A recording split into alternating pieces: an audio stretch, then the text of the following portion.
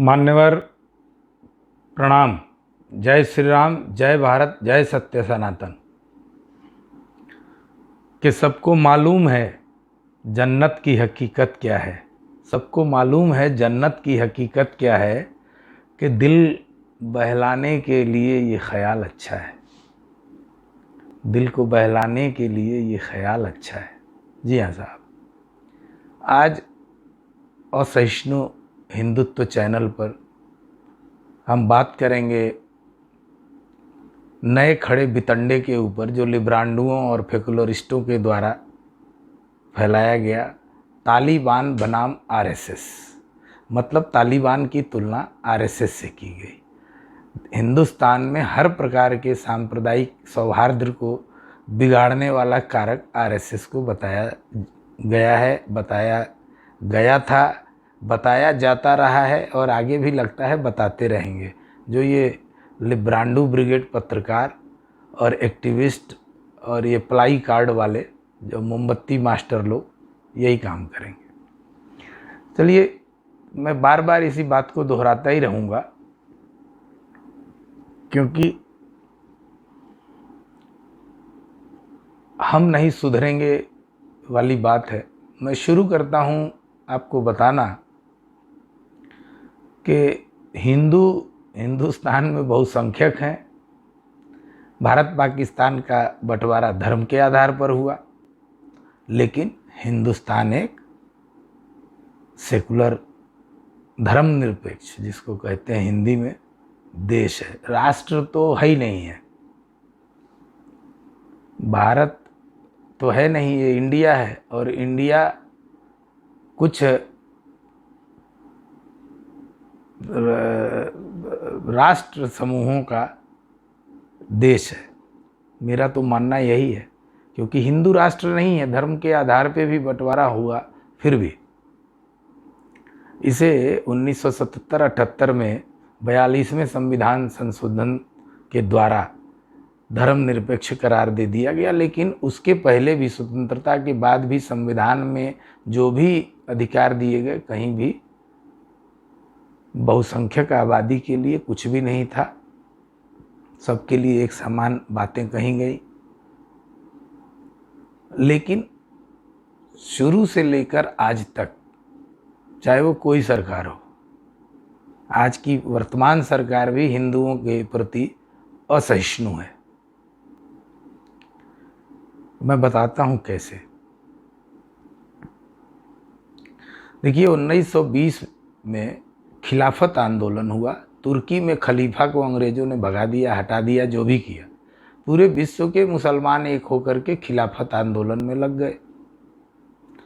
और केरल में मोपला दंगाइयों ने, मोपला मुसलमान होते हैं जिन्होंने हिंदुओं को काट दिया खिलाफत आंदोलन की खिलाफत करते हुए।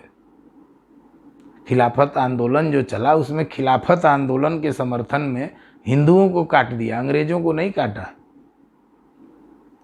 और उनको भी क्रांति का हिस्सा माना गया, उनको भी स्वतंत्रता संग्राम का हिस्सा माना गया। और वो चलते रहा। हमारे किताबों में भी, इतिहास में भी हम यही पढ़ते रहे, जो हमें तो समझ में तब भी नहीं आया और अब तो मतलब ही नहीं है। उसके बाद देखिए, 1947 में धार्मिक आधार पे देशों का विभाजन हुआ। भारत हिंदू राष्ट्र, माने हिंदुओं का राष्ट्र हिंदुओं के लिए, और पाकिस्तान मुसलमानों के लिए बना, जिसमें पूर्वी और पश्चिमी पाकिस्तान, बांग्लादेश जो आज के तारीख में, वो भी पाकिस्तान ही था, सब लोग जानते हैं। उस बंटवारे में नोआखाली से लेकर के लाहौर, पंजाब, जहाँ भी हिंदू थे, मतलब मेरे ख्याल से 10-15 लाख हिंदू तो जरूर काटे गए होंगे। पर उस पे किसी भी प्रकार की कोई चर्चा, कोई बात करने की ना आवश्यकता तब समझी गई, ना अब के लिब्रांडू उस पे कोई बात करना चाहते हैं, मुंह खोलना चाहते हैं। गांधी बाबा, इस देश के नकली बापू, जो नोआखाली में अनशन करने बैठ गए, मस्जिद में छुपे हुए बरसात में भीग रहे हिंदुओं को बाहर फेंकवाया। 57 करोड़ रुपया पाकिस्तान को देने के लिए अब अनशन पे बैठ गए, उपवास करने लगे, जो उनका ड्रामा होता था, और 57 करोड़ रुपए दिलवा दिए। इतने मारकाट के बाद, इतना हिंदुओं के मरने के बाद नेहरू गांधी ने ये काम किया। उस पर आज भी अगर आप चर्चा कर दें तो सबके मुंह फट जाते हैं। फिर कश्मीर समस्या आई, कश्मीर का विलय हो गया, लेकिन नेहरू बाबा ने, चाचा तो नहीं है, बाबा हैं वो भी, उन्होंने शेख अब्दुल्ला नामक एक फोड़े को पैदा किया वहाँ। गांधी जी ने भी पैदा किया। हिंदू राजा को पदच्युत किया गया और सत्ता देश के इस नमक हराम को दिया गया, शेख अब्दुल्ला को, जो कभी पाकिस्तान की गोदी में बैठता, कभी हिंदुस्तान की गोदी में कहता, कभी जनमत संग्रह की बात करता। और जो आज की भी ब्रांडू ब्रिगेड है, उसमें भी ऐसे अनोखे अनोखे लोग हैं, प्रशांत भूषण जैसे, जो कहते हैं कश्मीर में जनमत संग्रह होना चाहिए। अभी एक कोई स्वरा भास्कर या पता नहीं किसने बयान दिया कि कश्मीर अलग देश है, या पंजाब के किसी ने बोला। आप बताइए कि इस स्थिति में क्या आपको लगता है कि भारत एक राष्ट्र है? कभी बनने देने की कोशिश भी नहीं की गई और न कोशिश को अंजाम देने दिया जा रहा है। 1990 में जिस प्रकार रातों रात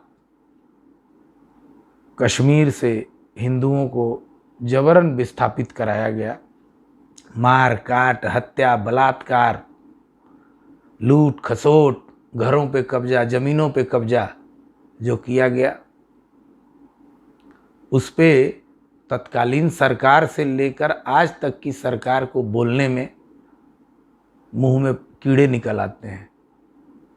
और जो ये आशुतोष, राजदीप सरदेसाई, आलोक जोशी, फलाना अलाना गलाना जैसे जो पत्रकार हैं, जो यूट्यूबर बने हुए हैं, इनके मुंह में तो लगता है जैसे मवाद वाले फोड़े निकल आए हैं उस विषय पे बात करने में। उन हिंदुओं पे, उनके अपने ही देश में विस्थापित होने पे इनकी नानी मर जाती है बात करने में। उसके बाद से 1991 में कार सेवकों पर मुल्ला मुलायम सिंह जी ने गोलियां बरसाई, सैकड़ों हजारों लोग मारे गए, कितनों की लाशें आज तक घर नहीं गई, न पता है। लोगों ने ऐसे ही श्राद्ध कर दिया, जो लौट के घर नहीं आए, जिनका कहीं उल्लेख नहीं है, कहीं किसी लिखित उसमें वो नहीं, उनका दर्ज है आंकड़ा। इस पर कोई दिक्कत नहीं है, कोई रुदाली बिलाप नहीं है किसी लिब्रांडू का, किसी भी माने किसी भी दल का। और आरोप किस पे आता है कि इन सब चीज़ों में आरएसएस लिप्त रही। आरएसएस ऐसा घंटा मिल गया कि जिस मर्जी को देखो वो आकर के बजा जाता है। बजाओ भाई। 2002 में सबको पता है, गोधरा में 59 यात्रियों के उस एक पूरे बोगी को जला करके उसमें 59 लोगों को मार दिया गया। उस पे किसी भी हमारे तथाकथित जो पंथ निरपेक्ष लोग हैं उनकी सिसकी तक नहीं सुनाई दी। और उसके बाद जो दंगे भड़के, जिसमें 500-700 हिंदू भी मारे गए और बाकी मुसलमान मारे गए, तो उन हिंदुओं के विषय में कोई प्रचार, कोई बात नहीं होती है। 2002 का बीते और 6 दिसंबर 1992 आज भी हर साल बरसी के तौर पे याद करते हैं, लेकिन किसी माई के लाल में हिम्मत नहीं है कि वो 1947 को याद करे, वो मोपला विद्रोहियों को याद करे, मोपला दंगाइयों को याद करे जिन्होंने हिंदुओं को काट दिया।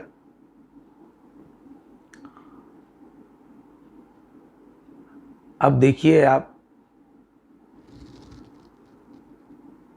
रुदाली विलाप किस प्रकार चला और किस प्रकार साजिश की गई। मोपला दंगाइयों को हमारे वामपंथी इतिहासकारों ने क्या कहा, ये तो क्रांतिवीर थे, क्रांति लिखा गया। वो मोपलाओं ने जो है हंगामा किया और लोगों को काटा पीटा, तो अंग्रेजों को नहीं, हिंदुओं को। वो क्रांति थी, क्रांति और आंदोलन का हिस्सा थी।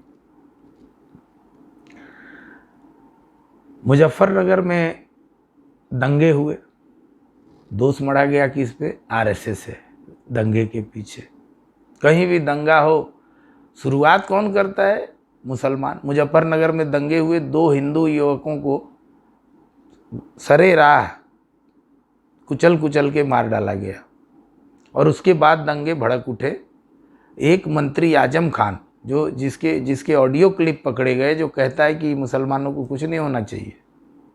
और उसके बाद आरोप किस पे लगा, दंगे का भाजन कौन बना और माध्यम कौन, किसको बनाया गया, आरएसएस को, राष्ट्रीय स्वयंसेवक संघ। बहुत ही आसान शिकार है आरएसएस। उसके बाद से साहब आप देखिए, मोदी की सरकार बनी, भाजपा की सरकार बनी। अब मैं कहता हूँ आरएसएस की सरकार बनी। लोगों ने बनाई ना, कांग्रेस ने थोड़ी बना दिया, या न्यायपालिका ने थोड़ी बना दिया, राष्ट्रपति महोदय ने थोड़ी बना दिया। जनता ने चुना आरएसएस की सरकार। मैं खम ठोक के कहता हूँ कि 7 साल पहले भाजपा की नहीं, आरएसएस की सरकार बनी। जिसको जो करना है कर ले, और आगे भी बनेगी। उसके बाद तो सारे रुदालियों के चेहरे पे सिकन आ गया, माथा लगे कि फट के फरीदाबाद हो जाएगा। खैर साहब, तब से अब तक वो विलाप चालू हुआ, अखलाक हत्याकांड, असहिष्णु हिंदुत्व, अवार्ड वापसी, देश में मुसलमानों को डर लगता है। वो एक हामिद अंसारी उपराष्ट्रपति हैं, जब तक मौज लिया ठीक हुआ, रिटायर होते ही उनको डर लगने लगा। मुनव्वर राणा, लानत इंदौरी और भी पता नहीं कौन कौन, सबको डर लगा। आमिर खान, शाहरुख खान, जावेद अख्तर, नसरुद्दीन शाह, इन सबको डर लगता है। जब डर लगता है तब तो इतना यहाँ बोलते हैं। अगर ये डरते नहीं तो क्या करते।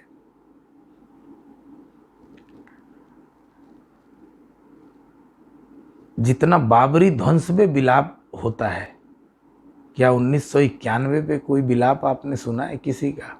हो ही नहीं सकता। अखलाक पे इतना विलाप, गौ रक्षकों को लेकर के कितने बितंडे काढ़े जाते हैं। लेकिन जिन रोहिंग्या मुसलमानों और बांग्लादेशी मुसलमानों ने नोएडा के महागुन अपार्टमेंट को घेर करके पत्थरबाजी कर दिया, उस पर कोई बात नहीं होती। ये कश्मीरी पत्थरबाजों पे कोई बात नहीं होती, कोई विलाप नहीं होता। ये गलत है। कमाल है भाई, दोगलेपन का हद है साहब, हद। अब देखिए, तालिबान ने अफगानिस्तान पर कब्जा कर लिया, खूनी क्रांति करके सत्तारूढ़ हो गई। जैसे कभी लेनिन हुए थे, जैसे कभी माओ हुए थे चीन पे। तो इस प्रकार जो है सत्ता पे काबिज हुई, मार काट मच गई। लोगों देखा आपने, जहाज से लोग लटक लटक के उड़ गए और मर गए गिर के। और जहाँ भी महिलाओं को सरेराह गोली मार देते हैं, किसी को भी कुछ भी। पूरा भारत का जो है दूतावास वहाँ से भाग आया जान बचाने के लिए। उस पे कोई भी लाभ नहीं है। और मतलब एक तो करेला खुद ही तीखा, ऊपर चढ़ा नीम पे। हमारे यहाँ के राणा मुनव्वर शायर, वो पर्सनल लॉ बोर्ड का जो मेंबर है, वो ऐसे ही कई सारे लोगों ने बड़ी खुशियाँ मनाई, बड़ी वाही वाही की कि तालिबान ने इस्लाम की रक्षा की, तालिबान की विजय हुई। अमेरिका ये हुआ वो हुआ, मतलब बड़े खुश हैं। लेकिन जब उनसे पूछ दिया जाए तो बड़े अच्छी बात है, तालिबान आ गया, अब आप लोगों को तो बहुत बढ़िया, वहीं जाइए रहने के लिए। नहीं साहब, वहाँ क्यों जाएं हम, वहाँ तो उस पर फिर सबके फिर वही मवाद वाले फोड़े उगाते हैं मुंह में, बोली नहीं निकलती। अब देखिए, एक सज्जन ने कह दिया कि भाई आरएसएस भी हिंदुस्तान का तालिबान है। अब बताइए कि इन ऐसे लोगों को बिना पूछे भीगे हुए चमड़े के जूते से 20-20 जूता मारा जाए तो कोई उसमें गलती है? कतई गलती नहीं है। क्यों? क्योंकि ऐसे लोग जो इस देश की संस्कृति रक्षक राष्ट्रीय स्वयंसेवक संघ के बारे में ऐसी उलझुल बातें करते हैं, उनको शायद पता नहीं है कि आरएसएस के पदाधिकारी से लेके एक स्वयंसेवक तक 70 से 65% तक आरएसएस के जो पदाधिकारी हैं, उनकी जो शिक्षा का स्तर है उसका आकलन और अंदाज़ा शायद इन लिबरांडुओं को, इन फेकुलरिस्टों को नहीं हो।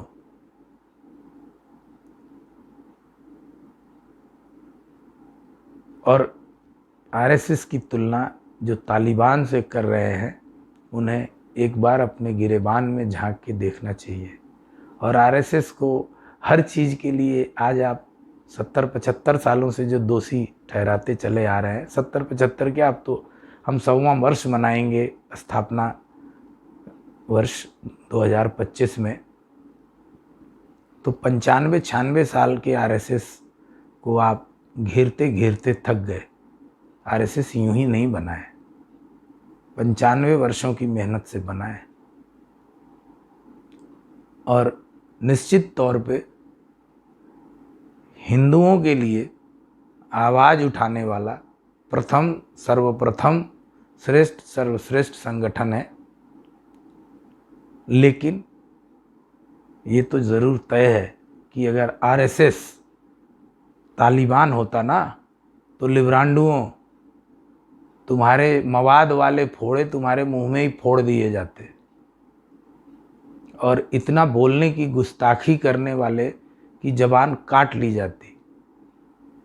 तालिबान तो गोली मार देता है, अगर आरएसएस तालिबान होता तो उसके पढ़े लिखे विचारक गोली तो नहीं मारते पर गूंगा जरूर बना देते। तो कृपया अपने जवान को लगाम दें। अगर आप तालिबान की तुलना आरएसएस से, आरएसएस की तुलना तालिबान से करते हैं, तो पहले आरएसएस का अध्ययन करें। और अगर अब आजकल तो गूगल बाबा है, आप गूगल पे सर्च कीजिए, या किसी महोदय को, लिब्रांडुओं को, फेकुलरिस्टों को, जिनको शक हो कि